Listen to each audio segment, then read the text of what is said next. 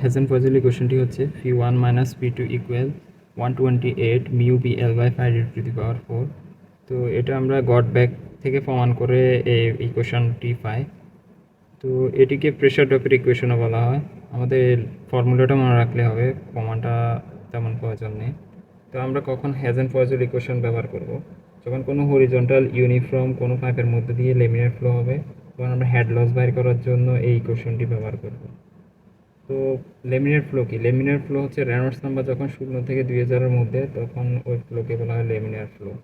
HF equal to P1 minus P2 divide by gamma, অর্থাৎ pressure ড্রপকে আমরা gamma দ্বারা ভাগ করলে হেড লসটা পাবো। এটাকে আমরা প্রমাণ করে লিখতে পারি F equal L by D into B square by 2G। তো এখানে Fটা হচ্ছে ডার্সি ফ্রিকশন ফ্যাক্টর। এই ইকুয়েশনটিকে আবার বলা হয় Darcy Weisbach equation. Friction factor F equal to 64 by Reynolds number.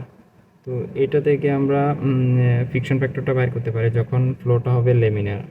আর যখন লেমিনার না হয়, যখন টার্বুলেন্ট হবে, তখন আমাদেরকে মোডি ডায়াগ্রাম ব্যবহার করে ফ্রিকশন ফ্যাক্টরটা বাইর করতে হবে। লেমিনার ফ্লোয়ের জন্য হেজেন পয়েজেল ইকুয়েশনের অ্যাজাম্পশন হচ্ছে the fluid flows Newton's law of viscosity, অর্থাৎ ফ্লুইডটি নিউটনস ল অফ ভ্যাসকোসিটি মেনে চলবে। আর no slip of fluid particle at the boundary, অর্থাৎ বাউন্ডারিতে যে ফ্লুইড পার্টিকেল থাকবে সেটি নো স্লিপ অবস্থায় থাকবে, অর্থাৎ সেটির ব্যাক জিরো হবে।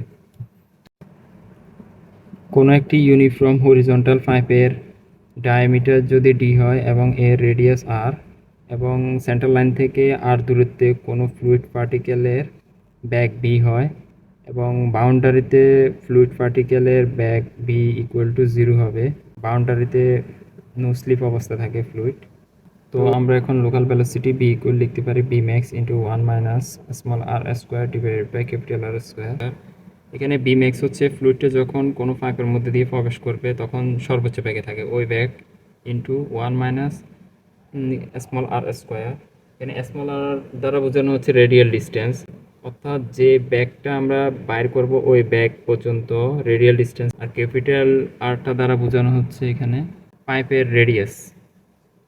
তো আমরা average velocity V bar equal to লিখতে পারি হাফ ইন্টু বি ম্যাক্স, অথবা আমরা বি ম্যাক্স ইকুয়াল টু লিখতে পারি বি বার ইন্টু 2, এবং flow rate Q equal to আমরা লিখতে পারি half pi R square into B max. এটিকে আবার প্রমাণ করে আমরা এভাবে লিখতে পারি কোনো একটি পাইপের ডায়ামিটার যদি ডি হয় এবং শুরুতে প্রেশার P1 এবং অপর প্রান্তে প্রেশার P2 হয় এবং পাইপটির লেন্থ L হয়, তখন আমরা এরিয়া লিখতে পারি পাই ডি স্কোয়ার বাই 4, অথবা আমরা আর যদি দেওয়া থাকে আর থেকে লিখতে পারি পাই আর স্কোয়ার। এখানে এরিয়াটা হচ্ছে সার্কুলার এরিয়া।